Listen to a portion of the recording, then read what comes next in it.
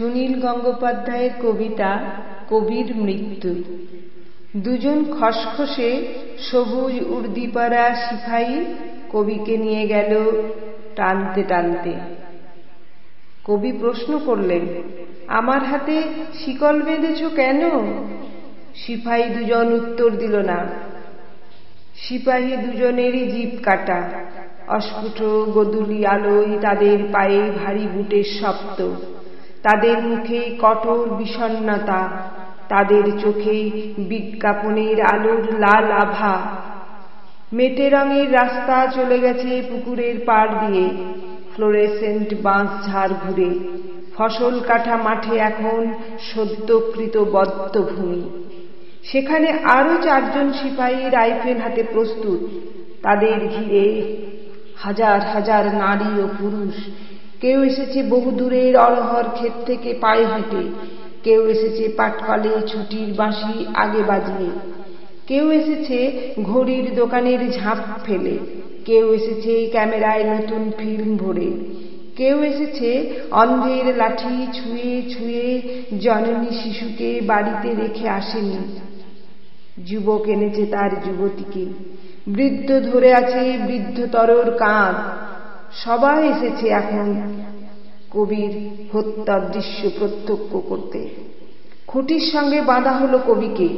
তিনি দেখতে লাগলেন তার ডান হাতের আঙুলগুলো কনিষ্ঠায় একটা তিল, অনামিকা অলঙ্কারহীন, মধ্যমায় ঈষৎ টনটনে ব্যথা, তর্জনী সংকেতময়, বৃদ্ধাঙ্গুলি বিভৎস বিকৃত। কবি সামান্য হাসলেন। একজন সিপাহীকে বললেন, আঙুলে রক্ত জমে যাচ্ছে হে, হাতের শিকল খুলে দাও। সহস্র জনতার চিৎকারে সিপাহীর কান সেই মুহূর্তে বধির হয়ে গেল।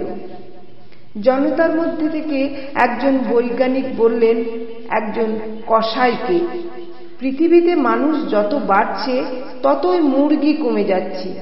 একজন আদার ব্যাপারী জাহাজ মার্কা বিড়ি ধরিয়ে বললেন, কাঁচা লঙ্কাতেও আজকাল তেমন ঝাল নেই। একজন সংশয়বাদী উচ্চারণ করে আপন মনে, বাপের জন্মেও একসঙ্গে এত বেজম্মা দেখিনি। পরাজিত এমএলএ বললেন একজন ব্যায়ামবীরকে, কুচকিতে বড় আমবাত হচ্ছে হে আজকাল। একজন ভিখিরি খুচরো পয়সা ভাঙিয়ে দেয় বাদামওয়ালাকে। একজন পকেটমারের হাতে অকস্মাৎ অবশ হয়ে যায়। একজন ঘাটোয়াল বন্যায় চিন্তায় আকুল হয়ে পড়ে। একজন প্রধানা শিক্ষয়িত্রী তার ছাত্রীদের জানালেন, প্লেটো বলেছিলেন, একজন ছাত্র একটি লম্বা লোককে বলল, মাথাটা পকেটে পুরুন দাদা। একজন নারী অপর নারীকে বলল, এখানে একটা গ্যালারি বানিয়ে দিলে পারত।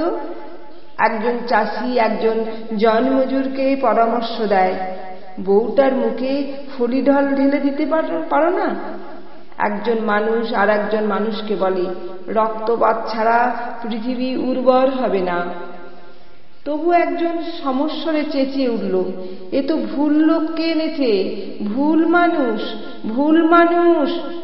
রক্ত গোধূলির পশ্চিমে জ্যোৎস্না, দক্ষিণে মেঘ, বাঁশ বনে ডেকে উঠল বিপন্ন শেয়াল। নারীর অভিমানের মতো পাতলা ছায়া ভাসে পুকুরের জলে।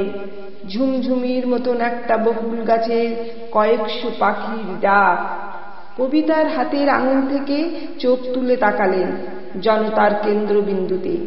রেখা অক্ষর থেকে রক্ত মাংসের সমাহার তাকে নিয়ে গেল অরণ্যের দিকে। ছেলেবেলার বাতাবি লেবু গাছের সঙ্গে মিশে গেল হেমন্ত দিনের শেষ আলো। তিনি দেখলেন সেতুর নিচে ঘনায়মান অন্ধকারে একগুচ্ছ জোনাকি। দমকা হাওয়ায় এলোমেলো হলো চুল। তিনি বুঝতে পারলেন সমুদ্র থেকে আসছে বৃষ্টিময় মেঘ।